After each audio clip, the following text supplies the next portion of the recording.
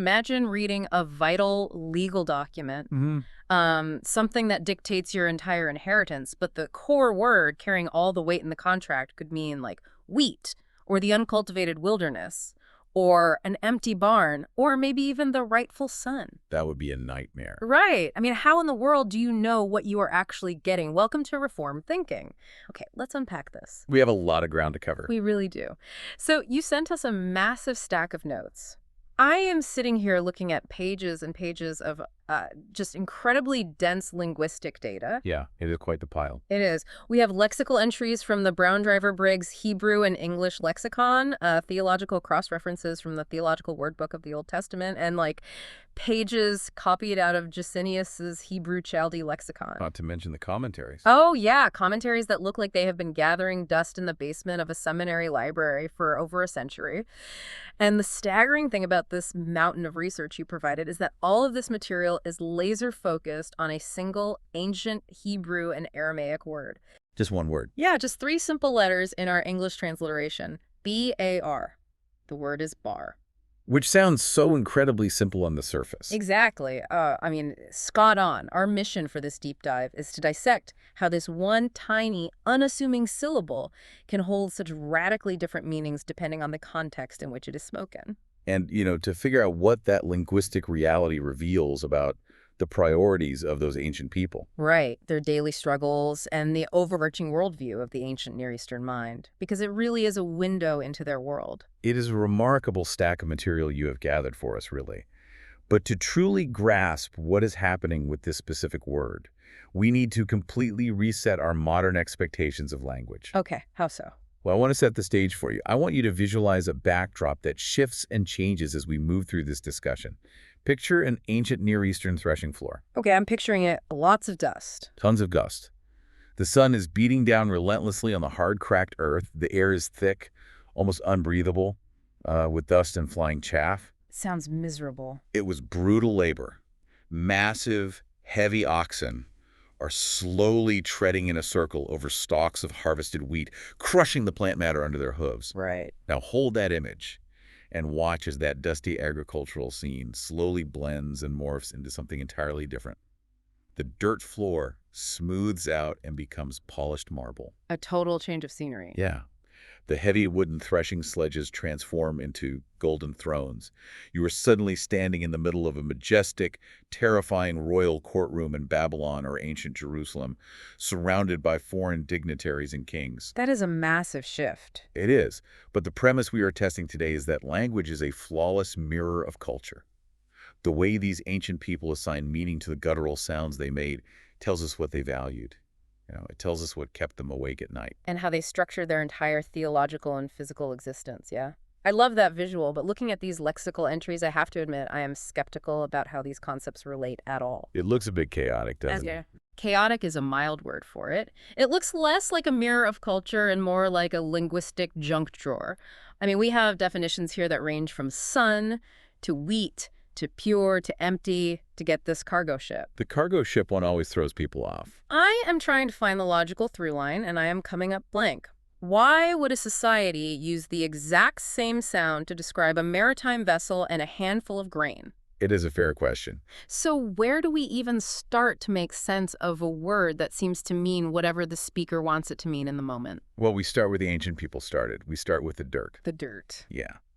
Before humans develop abstract philosophical ideas, before they construct towering theological systems or establish massive royal dynasties with vast maritime trade routes, they have to deal with baseline physical survival. Food, water, shelter. Precisely. The word bar starts in the earth beneath their feet. If we look at the linguistic category designated as the 4th root in your notes, we see bar translated as the wilds or the open field. Ah, okay. The natural environment. That makes sense as a starting point. Any emerging civilization has to reckon with the landscape before they can do anything else. They're at the mercy of it, really. Yeah, I see a reference in the notes to the book of Job, specifically Job chapter 39, verse 4. That is a great text for this. The context here is a long, poetic description of the untamed animal kingdom. The text describes the young of the wild mountain goats and the deer, and it states that they grow up and thrive in the open. And the specific word used there is bar. Right, bar. The imagery paints a picture of a space completely untamed, totally outside the jurisdiction of human control. That untamed aspect is the crucial defining factor here. When we think of an open field today, we might picture like a manicured suburban park or a fenced-in pasture. Yes, somewhere you'd have a picnic. Exactly. Spot on. Yeah. But the open field in the ancient Near East was the wilderness. It was the place of roaming predators, of brutal exposure to the elements, of absolute life-threatening vulnerability. So it was terrifying. Terrifying. We see this concept expanded even more clearly when we look at the Aramaic equivalent of the word bara, which is used heavily in the book of Daniel. Oh, and Babylon. Yeah. In Daniel chapter 2, verse 38, and again in chapter 4, verse 18, it refers specifically to the beasts of the field. Think about the terrifying narrative of King Nebuchadnezzar in Daniel 4. When he loses his mind. Yes. Here is the most powerful monarch on the planet, ruling from the pinnacle of human civilization in Babylon. When he loses his sanity under the judgment of God and is driven away from human society, where is he forced to go? He goes out into the wild. He goes out into the bara. He is stripped of his royal robes, he eats grass like the oxen, his body is drenched with the dew of heaven, and he lives among the wild beasts until his hair grows like eagle's feathers. Wow. The open field, the bara, is the absolute antithesis of human civilization. It is the chaotic wild. So it represents the world unshaped by human hands. I'm also noticing the cognates listed in the source material, which I find fascinating. The cognates really show how widespread this was. Yeah, the notes show words in related ancient languages that share this exact same origin. We have the Akkadian word baru, we have the Arabic word bar, which translates to the mainland or the vast expanse of a continent. A huge, uninterrupted space. Right. And the notes even draw a connection to a Latin equivalent campus purus. That is a brilliant linguistic connection. It points to the Roman historian Livy, using this specific phrase to describe a plain completely void of woods, hills, or villages. It is a vast, uninterrupted expanse of geography. Yes, and that Latin phrase, campus purus, captures the essence perfectly. It is the uncultivated earth in its rawest form. But here's the fundamental problem for human existence. Yeah. Human beings cannot survive indefinitely in the uncultivated wild. Because there's no food. Right. The bara will eventually kill you. To survive, humanity must carve out a space within that wild, tame portion of the earth and force it to produce food. They have to cultivate it. And that brutal necessity brings us to the third root in your lexical stack.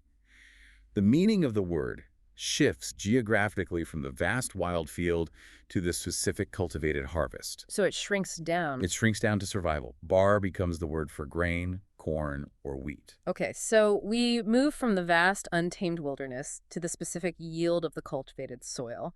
I see a reference here to Genesis 41. The Joseph narrative. Yeah, this is the famous historical account of Joseph operating in Egypt.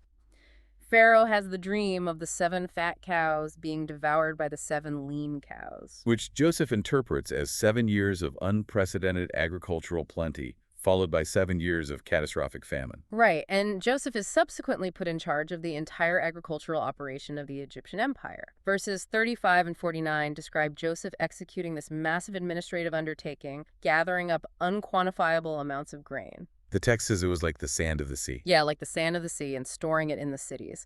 The word used for that life-saving grain is bar. And we see it in the prophets, too. We do. We see it later in the book of Amos, chapter 5, verse 11, where the prophet condemns the corrupt, wealthy elites of Israel for exacting heavy taxes of wheat taxes of bar from the poor. What's fascinating here is the specific physical state of this grain. The lexical notes from Gesenius make a brilliant and highly specific distinction that we might miss today. Oh, what is it? This is not just a generic term for any plant matter. This is not the green stalk swaying in the breeze out in the field. So it's not the plant itself. No. This root refers specifically and exclusively to cleaned, threshed grain. Cleaned grain? Yeah. It is the grain that has survived the entire agricultural cycle. It has been gathered from the stalk, transported to the threshing floor, and crushed under the heavy wooden sledges to separate the edible seed from the inedible hull. That's a violent process. Extremely violent. After that crushing, it is thrown up into the air with winnowing forks so the wind can blow the useless lightweight chaff away. The bar is the heavy, golden, nutritious seed that falls back to the stone floor. Wow, okay. It is the finished, refined product that is gathered up and laid in a barn to be sold in the marketplace or consumed by the family to stave off starvation. So it is the end result of an incredibly arduous physical process. It represents survival itself. It does, and the linguistic footprint of this specific meaning is massive. The notes point out a relationship with the Arabic bur, meaning wheat, and the South Arabian bar. It's all over the region. It is. But look at the linguistic migration to the West. The notes highlight the Latin cognate far. F-A-R. Yes. The Romans used far to describe a specific type of hard wheat or spelt that formed the backbone of the Roman legion's diet. That ancient Latin root is the direct ancestor of the English word farina, which we use to mean flour or meal. Oh, I've seen that in the grocery store. Right, and it even survives right into the modern Italian word for flour, which is also farina. That is wild. The sounds human beings made thousands of years ago to describe the threshed grain that kept their children alive have echoed across continents and survived for millennia. Okay, let's unpack this for a second. I want to offer an analogy here because I want to make sure I'm conceptualizing this dual reality correctly. Let's hear it. It sounds to me like this word functions almost like a camera lens. Route 4, the wilderness, is a wide-angle shot. You have the aperture wide open, taking in a sprawling, uncultivated plain stretching all the way to the distant horizon. Capturing the macro environment. Exactly. It captures the wild environment in its massive totality. Then, Route 3 takes that exact same camera lens and zooms in incredibly tight on a single macro shot of a handful of perfectly sifted golden wheat seed sitting in a clay jar in a granary. It leaps from the massive wilderness to the tiny, refined product extracted from it. Yeah, but this raises a major practical issue for me. What's the issue? How did ancient people keep these meanings straight in everyday rapid-fire conversation? I mean, if an ancient Israelite tells his servant to go out to the bar, how does the servant know if he's being ordered to walk out into the dangerous, predator-filled wilderness, or if he's just being told to go fetch a sack of wheat from the storage shed? That does sound confusing. That seems like a recipe for constant misunderstanding. I mean, one means getting mauled by a bear, the other means making dinner. It sounds like a recipe for disaster to our modern ears, because we operate in a highly abstract, text-heavy world. But context dictated everything for them. The situation itself. Yeah. You have to put yourself into the mindset of an agrarian society. The physical state of the field, the weather, and the yield of the soil were the absolute inescapable realities of daily life. They weren't insulated from it. Not at all. The people living in the ancient Near East did not sit in climate-controlled offices typing emails, completely isolated from the natural world. Their entire economic, physical, and social structure was dictated by the dirt and what the dirt produced. Right. Language was tied to immediate physical action. If a merchant was standing in a bustling marketplace, holding a set of bronze scales, and he asked a farmer for bar, the situational context immediately restricted the meaning to the threshed grain. There was no ambiguity. None. There was no ambiguity. Conversely, if a shepherd was standing at the edge of a village at dusk, warning his young son about a lion attack, the context immediately restricted the meaning to the open, wild field.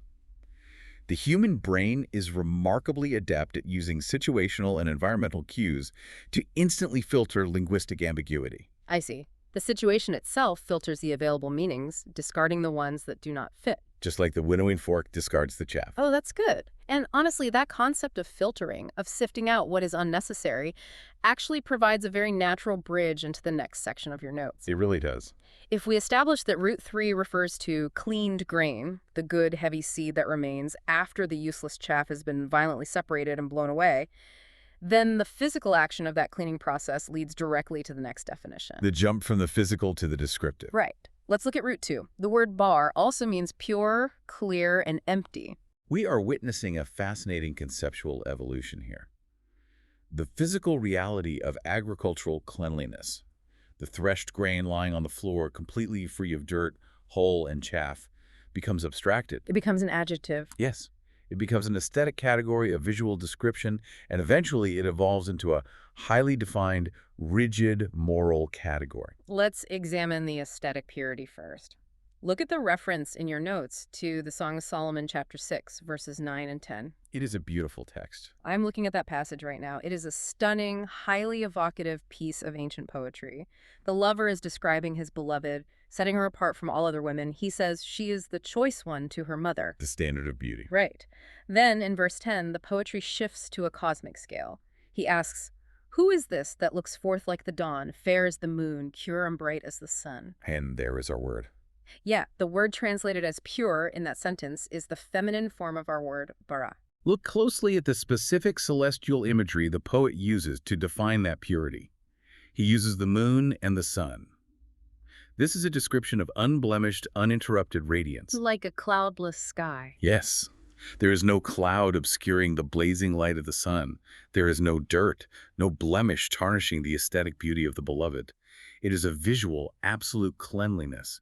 It is the visual equivalent of the grain with all the chaff removed. Clean, bright, separated. But the linguistic usage takes a very unusual, almost counterintuitive turn when we look at the wisdom literature in the book of Proverbs. Yes, I was really hoping we would get to this verse because I stared at this note for a long time trying to make sense of it. It is a tricky one. The notes cite Proverbs chapter 14, verse 4. The English translation of the proverb usually reads something like, "Where there are no oxen, the manger is empty. But from the strength of an ox comes an abundant harvest." And the word for empty there. The word translated as empty in the first half of that verse is bar. So what does this all mean? Why would empty be synonymous with pure or clean? To a modern mind, they seem totally different. Totally different. To a modern English speaker, those are two very distinct concepts. A glass can be clean but full of water. A glass can be empty but filthy. They are not the same thing. You have to think about the specific physical reality of a barn or a stall where massive livestock are kept in the ancient world. Okay. An ox stall is a place of mud, scattered hay, spilled feed, constant manure, and general chaos. It's disgusting. It is disgusting. An ox is a massive, dirty, sweating, eating machine. If you remove the oxen from the stall, the dynamic changes entirely. You can bring in a broom and sweep the stone floor. You can shovel out the manure. You can scrub the feeding trough. You can finally clean it. Right. The stall becomes perfectly clean specifically and only because it is completely devoid of the animal. It is empty. The emptiness is the prerequisite for the cleanliness. I think I am tracking with this. It is like looking at a modern kitchen counter. If my kitchen counter is perfectly clean, it is because it is entirely empty. Yeah. There are no appliances out, no dirty dishes, no spilled coffee grounds, no mail piled up. The cleanliness is defined by the absence of clutter. A stall with no oxen is empty. Therefore, it is physically clean. It is bar. It's free of debris. But I want to push back on the proverb itself because the proverb isn't actually praising the clean barn, is it? No, not at all. It is making a hard-nosed economic point. It is saying, sure, you can have a perfectly clean, pristine, empty barn that smells great, but you will starve to death in the winter because you need the dirty, messy, massive strength of the ox to plow the field and bring in the harvest. It is an argument for productive mess over sterile emptiness. Right. But the linguistic takeaway for our purposes is that the word bar inextricably links the idea of being empty of debris with physical cleanliness. Yes. Now, this concept of being washed clean, of having the debris removed, of having the chaff blown away, inevitably moves from the physical world into the spiritual realm. We shift to theology. We shift from the stall and the threshing floor to the moral dimension of the human soul. The notes provide a massive list of references for this moral dimension, and they are all incredibly weighty theological statements. Let's hear some of them.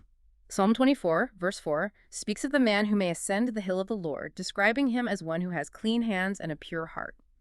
Psalm 73, verse 1, declares that God is truly good to Israel, specifically to those who are pure in heart. Both use our word. Yep.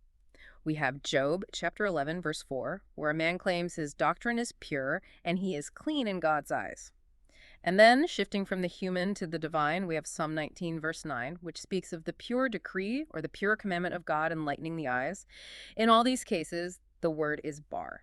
This raises a critical question, perhaps the most critical question we will discuss today. What is it? What does it actually mean for a human heart to be pure in the context of ancient Near Eastern and specifically biblical thought? Good question. If we trace the lineage of this word back through the dirt, the wild, and the harvest, a pure heart is exactly like the threshed grain. It is a heart that has been violently sifted. The useless chaff, the moral debris, the sinful inclinations, the idolatry have all been blown away by the wind. Leaving only the solid grain. Yes, only the heavy, solid, valuable seed remains. But we have to look very closely at the underlying theology driving these texts. I am glad you brought that up, because if we look at the broader biblical narrative, human hearts do not naturally sift themselves. They do not naturally seek this state of bar. They absolutely do not. The human condition is described relentlessly elsewhere in the biblical text as inherently flawed, deceitful above all things, desperately sick, and weighed down with moral chaff. It's heavy with debris. Right. A human being cannot simply decide to become bar. The purity of the heart mentioned in Psalm 24, the prerequisite for standing in the presence of God, is not a natural baseline state of human existence. Yeah. It is an alien condition. It is a state that must be granted, imputed, and enacted by an external force. This is where the usage in Psalm 19 becomes the key to the entire theological system. The pure decree of God. Yes. Psalm 19 speaks of the pure decree of God. The decree itself, the spoken will of the sovereign creator, is bar. It is flawless, radiant, unblemished, and completely without error. Okay, I follow. For a human being who is full of chaff to ever possess a pure heart, they must be subjected to the pure decree of God. The wind of divine grace must blow across the threshing floor of the human soul to violently separate and remove the chaff. God does the sifting. The moral cleanliness of the individual is entirely 100% dependent on the purifying sovereign action of the Creator. That is a staggering way to view it. I mean, the grain cannot thresh itself. The stalk of wheat cannot separate its own seed from its own hull. Yeah, it just lies there. It is entirely passive in the hands of the farmer. In the exact same way, the human heart cannot purify itself. It requires an external sovereign agent to intervene, to apply the threshing sledge, to bring the wind, and to achieve that state of being bar. Exactly. The moral purity is a result of an outside action. If we connect this to the bigger picture, that concept of a chosen, purified, and sifted entity transitions us perfectly into one of the most hotly debated, heavily scrutinized, and historically fascinating uses of the word in the entire biblical corpus. Oh, I know where this is going. If a pure inheritance is being secured through this sovereign sifting, there must be an ultimate heir to receive it. Which brings us to the first root listed in the notes, though we are tackling it later in our discussion. The word bar, translated as the son. This is where the linguistic landscape shifts drastically, moving from agriculture and morality into geopolitics and royal dynasty. We are leaving the farm. We are definitely leaving the farm. In standard biblical Hebrew, the common everyday word for son is ben. We see it everywhere in the text and in modern times. Like the name Benjamin. Yes, Benjamin, which means son of the right hand. The historical figure Ben-Hur. The royal lineage of Ben-David.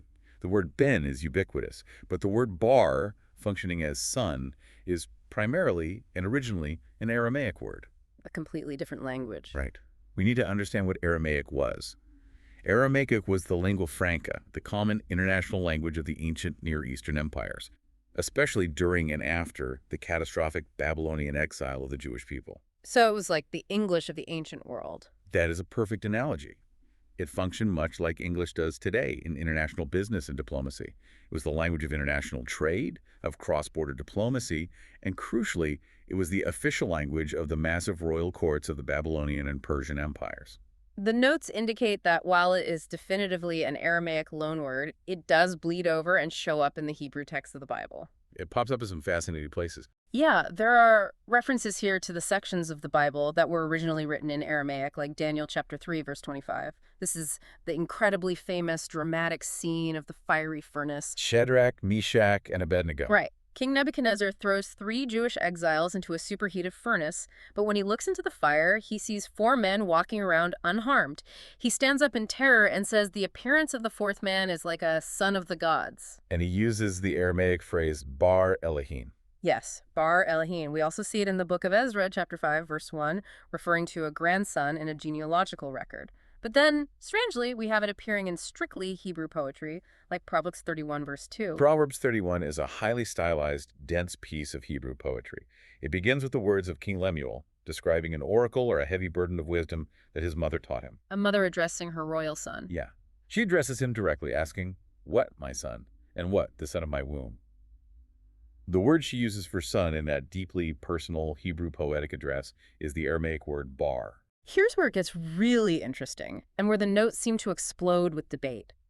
The source material spends a massive amount of space dissecting a tiny 2-word phrase found in Psalm 2, verse 12. This is the big one. The phrase in the original Hebrew text is nashkri bar. This 2-word phrase seems to be the crux of a major, centuries-old scholarly war. It really is a battlefield of translation. To give some context, Psalm 2 is a royal coronation psalm. It describes a geopolitical crisis. The nations of the earth are rebelling and raging against God and his anointed king who has been newly installed on Mount Zion. The kings of the earth are plotting against him. Right. The psalm establishes the absolute sovereignty of this king. And then right at the climax of the psalm in verse 12, it issues a stark command to the rebellious kings of the earth. The traditional English translation, the one most people are familiar with, translates nashku bar as kiss the sun. The debate over these two specific words is one of the most intense, multifaceted controversies in all of biblical translation. Really? Why is it so controversial? Well, the controversy largely stems from the fact that the translators of the ancient Greek Septuagint did not translate it that way. The Septuagint, that was the Greek translation made in Egypt, right? Yes, produced in Alexandria, Egypt, centuries before the time of Christ. They looked at the word bar and went a completely different direction. The notes show that the Greek Septuagint translators rendered it as paideia, which is the Greek word for instruction, discipline, or correction. So not a person at all. No. So their translation of the phrase reads as receive instruction or embrace discipline. And the notes show that the Latin Vulgate, which was translated by Jerome hundreds of years later, basically followed the Greek concept instead of the Hebrew. The Vulgate translates the phrase as apprehendit disciplinem, which literally means apprehend discipline or lay hold of instruction. They bypass the idea of the sun entirely. But then the notes point out that Jerome himself, in his own separate personal commentary on the text, suggests translating it as do sincere homage, or kiss purely, reverting back to the concept of bar as pure from root 2. He was conflicted. It seems like the ancient translators were tying themselves in absolute knots, pacing the floors of their scriptoriums, trying to figure out what to do with this phrase. They absolutely were tying themselves in knots. And modern critical scholars have proposed even more radical, aggressive solutions. Like what? When some scholars encounter this difficulty, they suggest the text itself was corrupted by scribes over centuries of copying.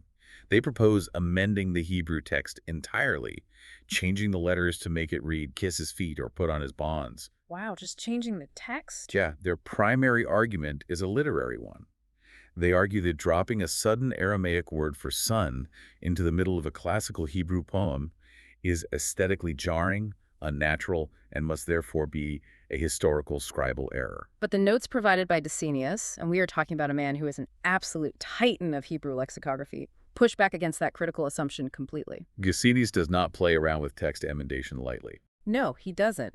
Decenius looks at the phrase nashku bar and states unequivocally that it means kiss the sun, specifically the son of Jehovah, meaning the king. He completely dismisses the idea of translating it as pure or chosen in this specific context. He says it's unsuitable. Yeah, stating flatly that such a translation is not very suitable to the surrounding text. Decenius is doing what good lexicographers do. He is looking at the overarching structural logic and the narrative flow of the entire psalm, not just analyzing a single word in a vacuum. Looking at the whole picture. Right. Psalm 2 introduces a very specific divine father-son dynamic earlier in the text. In verse 7, God speaks directly to the installed king and says, "You are my son, today I have begotten you." In that specific verse, the psalmist uses the standard Hebrew word ben. Okay, so the theme is already there. Exactly. The psalm is systematically establishing this king as the supreme divine heir, the one who will inherit the nations and rule them with a rod of iron. Therefore, concluding the psalm in verse 12 with a direct command to the rebellious nations to show physical submission and homage to that specific heir is entirely consistent with the logic of the poem. Makes total sense. And we must understand the cultural context of the action. The act of kissing in the ancient Near East was not merely a gesture of familial affection. It wasn't a hug and a kiss on the cheek. Not at all. It was a formal, heavily codified political act of absolute submission to a sovereign ruler. You kiss the ring, you kiss the hem of the garment, you kiss the dust at the feet of the conquering king to acknowledge that he has the power of life and death over you. Viewing this text as a messianic command, a demand from God for the rebellious nations to show reverence and submission to his chosen, installed king aligns all the poetic, historical, and theological context perfectly. It is the only reading that holds the whole chapter together. It fits the theology of the entire chapter, which is about the futility of rebelling against God's anointed. But I have to push back here because it raises a very obvious literary question, one that drives the critical scholars to suggest scribal errors. The language switch. Right. If the poet used the standard Hebrew word ben for son in verse 7, why in the world would he suddenly switch gears and borrow the Aramaic word bar for son just 5 verses later in verse 12? Why mix the languages in the climax of a perfectly constructed Hebrew poem? That is the exact tension that drives commentators to propose text emendations. Yeah. It feels like a mistake. Yeah. But I want you to think about the rhetorical impact of a loanword, specifically in the context of international politics. Okay. Who is the psalmist addressing in verse 12?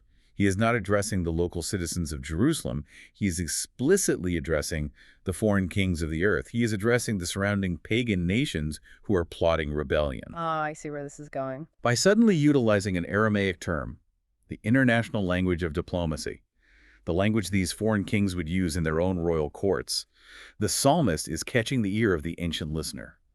He is signaling a royal, universal, and exalted context. He's speaking their language. He's essentially speaking to the foreign kings in the vocabulary of their own foreign empires. It is a brilliant, calculated, poetic flourish that says, this king installed on Zion is not just a local Israelite chieftain. He is the sovereign over all your geopolitical domains. He is the bar. Using that specific Aramaic word elevates the title from a local monarch to a universal sovereign. I hadn't thought of it that way. It is like a modern English speaker suddenly dropping a formal ancient Latin phrase into the middle of a political speech to lend historical weight and universal, undeniable authority to their point. It commands attention. The sudden shift in vocabulary is not a careless scribal mistake. It is a highly deliberate, aggressive rhetorical strategy. It commands immediate attention from the very people it is targeting. Spot on. The linguistic shift mirrors the theological shift happening in the psalm. It moves from the local geographic installation of the king on Mount Zion to his sweeping universal dominion over the absolute ends of the earth. The language expands as the scope of the king's authority expands. Wow. Just when you think you have a word fully defined and safely boxed up, history throws a massive curveball. It always does. We have looked at the brutal reality of the dirt, the life-saving nature of the wheat, the theological necessity of the clean heart, and the geopolitical demands of the royal son. But the final section of our notes introduces what the linguists categorize as textual outliers. These are my favorite. These are bizarre instances where translators have had to look far beyond the borders of Israel, looking at entirely different civilizations to make sense of strange verses. The term conjecture in linguistic studies is fascinating, and it is often misunderstood by laypeople. It does not mean a random guess. It sounds like a guess. It sounds like it, but when textual critics and translators encounter a word in a specific biblical verse that simply cannot fit any of the established definitions we've discussed, I mean, it cannot possibly mean sun, it cannot mean pure, it cannot mean grain, and it cannot mean open field without creating absolute laughable nonsense in the sentence, they have to put on their detective hats. They have to look elsewhere. Right. They have to investigate the surrounding cultures. They look at the linguistic cross-pollination of the ancient Near East to find a missing puzzle piece that has been lost to time. Let's look at root V as an example of this. The notes mention the Akkadian word baru, which translates to a soothsaying priest, a diviner, or an astrologer. A very specific Babylonian occupation. Scholars conjecture that this foreign concept is the intended meaning of the Hebrew word bar in texts like Isaiah chapter 44, verse 25, and Jeremiah chapter 50, verse 36. These passages describe God frustrating the omens of the empty talkers, making fools of the diviners, and destroying the wisdom of the wise men. If we connect this to the bigger picture, to understand why a Hebrew prophet would use an Akkadian word, we have to look at the historical timeline. Okay, set the scene. Both Isaiah and Jeremiah were prophesying during periods of intense existential conflict with the massive Babylonian Empire. Babylon was not just a military threat. It was a cultural and religious juggernaut. They dominated everything. Everything. It was famous throughout the ancient world for its incredibly complex, highly academic systems of astrology, dream interpretation, and divination. The Bora priests were an elite, highly educated class of Babylonian society. So they were like the intellectuals of the empire. Yes, they were the political advisors to the king. They claimed to read the future in the movement of the stars or through extispasy, the practice of reading the omens in the livers of sacrificed sheep. Gross, but okay. It was standard practice for them. It makes perfect historical, cultural, and linguistic sense that Hebrew prophets, who were actively condemning the religious and political pride of Babylon, would utilize the specific, recognizable Babylonian loanword for those elite priests in order to mock them. They are turning their own word against them. Exactly. They're essentially saying, your vaunted Baru, the smartest men in your empire, are absolute fools before the sovereign God of Israel. So it is a highly targeted, localized insult, utilizing the enemy's own prestigious vocabulary against them. I love the historical irony of that. And then we have root 6, which is wildly different from anything else we've discussed. This one is completely out of left field. The notes reference the ancient Ugaritic word bier, the Egyptian word bear, and eventually the Greek word bearis.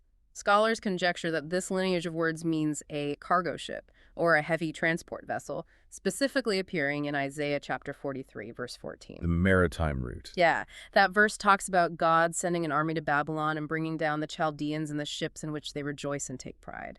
Again, context is everything. The Chaldeans, who ruled the Neo-Babylonian Empire during this period, were heavily involved in massive maritime trade operations in the Persian Gulf. They were a naval power. An economic naval power, yes. Yeah. They had massive fleets of transport vessels, moving luxury goods, spices, and timber across the ancient world, driving their economic dominance. The Egyptian word bur was a common international maritime term for these large, heavy cargo ships. And so Isaiah uses it. Isaiah is prophesying the total economic collapse of Babylon. By using a highly specific, internationally recognized term for their cargo ships, he is describing the destruction of the very economic engine that drove their pride. I have to admit, looking down at these notes and seeing all these wildly disparate meanings laid out next to each other on the page is almost comical. It does stretch the imagination. The idea of an elite Akkadian soothsaying priest sitting in an empty, clean ox stall, eating pure threshed wheat while riding on an Egyptian cargo ship out into the wild open field. I mean, it sounds like a surrealist painting. That is quite the image. It makes me want to ask a question that I'm sure many people listening are thinking. Does this mean our translations of these ancient texts are just highly educated guesswork? If a single three-letter word can mean anything from a king's son to a wooden boat, how can anyone read these ancient texts with any real confidence? Well, if we connect this to the bigger picture, we see that textual conjecture based on cognate languages is the exact opposite of random guessing. It is an incredibly rigorous, data-driven discipline. It's science, basically. A linguistic science, yes. The fact that modern scholars can track a specific phonetic sound across the Akkadian, Ugaritic, Egyptian, and Aramaic languages demonstrates the immense, vibrant interconnectedness of the ancient world. These cultures were constantly bleeding into each other. Constantly. Trade routes across the desert and the sea did not just carry physical goods like spices, timber, and silk. They carried vocabulary. Armies marching across borders brought new words for weapons, military tactics, and priests. Language travels with the people. Right. The Hebrew language was not isolated in a sterile vacuum. It expanded, adapted, and absorbed foreign terms to accurately describe the complex, cosmopolitan, shifting world it interacted with. When a modern translator uses conjecture based on cognate languages, they are not making things up. They are relying on hard, peer-reviewed archaeological and linguistic data to recover a precise meaning that would have been perfectly obvious to the original ancient audience. That puts it in perspective. The original audience in Jerusalem or Babylon would have known exactly what Isaiah meant when he used an Egyptian loanword for a ship, just as a modern English listener knows exactly what I mean if I use a French word like chauffeur, a German word like kindergarten, or a Spanish word like patio. We borrow words all the time. We don't even think about the fact that we are borrowing languages.